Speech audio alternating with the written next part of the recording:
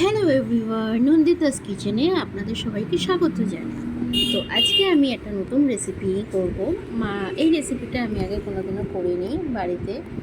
আমি আজকে বানাবো হচ্ছে মাছের কচুরি। মাছের কচুরি বানানোর জন্য আমি নিয়ে নিয়েছি কাতলা মাছ আর চিংড়ি মাছ, আর সাথে দুটো বড় সাইজের পেঁয়াজ, কাঁচা লঙ্কা, আদা, রসুন।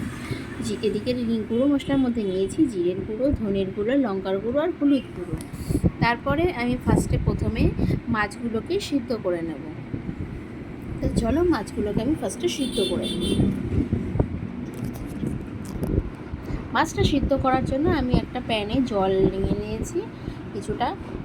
তো জলের মধ্যে আমি দু রকমের মাছটাই সিদ্ধ করে নেব। সিদ্ধ করে নেওয়ার পর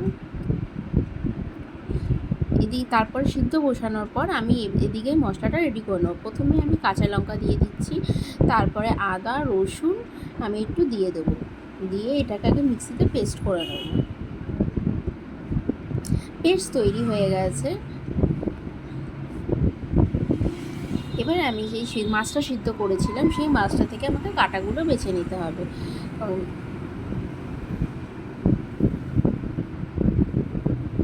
একে একে কাঁটাগুলো আমি বেছে নেব। কাঁটাগুলো বেছে নেওয়ার পর আমি মিক্সিতে এবার মাছগুলোকে, যে কাঁটাগুলো বেছে রেখেছিলাম সেই সেদ্ধ মাছটা আমি মিক্সিতে পেস্ট করে নিতে হবে।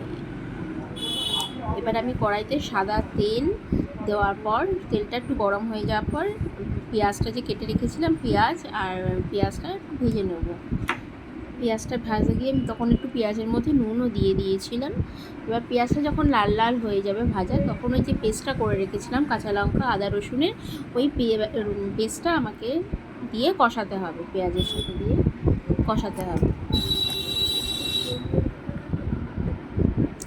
কষানোর পর যে গুঁড়ো মশলাগুলো রেখেছিলাম সেই গুঁড়ো মশলাগুলো এর সাথে অ্যাড করে দিতে হবে।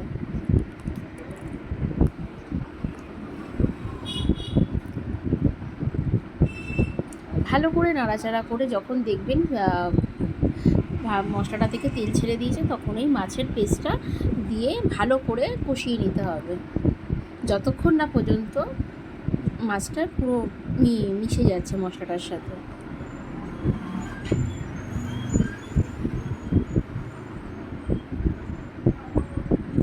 মাছের পুরটা আমার রেডি হয়ে গেছে, দেখো কত সুন্দর মাছের পুর রেডি। এবার আমি যে ময়দাটা মেখে রেখেছিলাম আগে থেকে, সেই ময়দাটার গোল্লা করে করে মাঝখানে এরকম গর্ত করে করে আমি মাছের পুরগুলো ভরে নেব।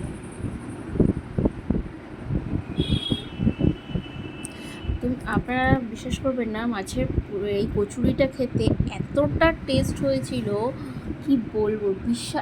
মানে আমি ফার্স্ট টাইম বাড়িতে বানালাম মাছের কচুরি, দারুণ হয়েছিল, দারুণ টেস্ট।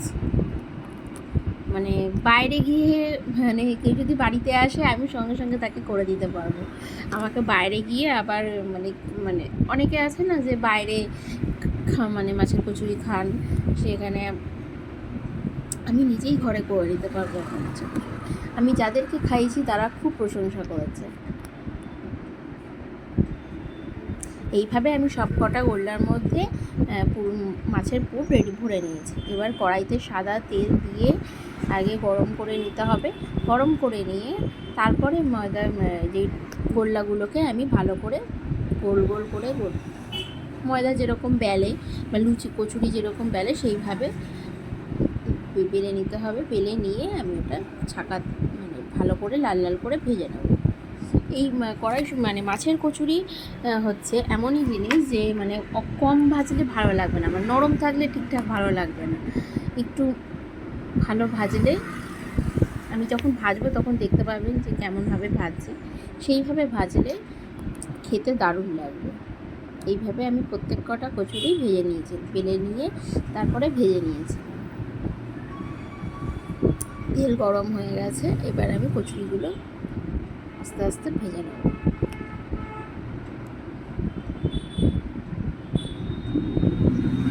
আর কচুরি আর লুচি এইসব জিনিসগুলো যদি না ফোলে আমি ঠিক স্যাটিসফাই হই না।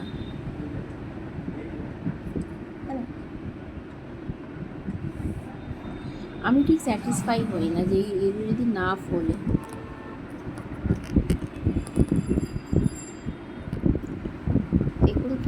ফুলেছে, আর কালারটাও দেখেছেন কেমন কতটা মানে সুন্দর লাগছে দেখতে। এইভাবে চেপে চেপে চেপে চেপে করলেই এরকমভাবে ফুলে উঠবে।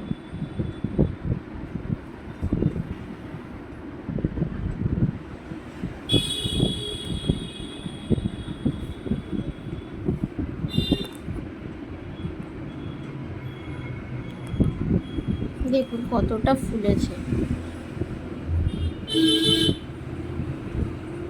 আমার মাছের কচুরি রেডি। আমি মাছের কচুরিটা মাংসের সাথে একটু চিকেন করেছিলাম, ওই চিকেনের সাথে আমি একটু খেয়ে দেখছিলাম কেমন হয়েছিল।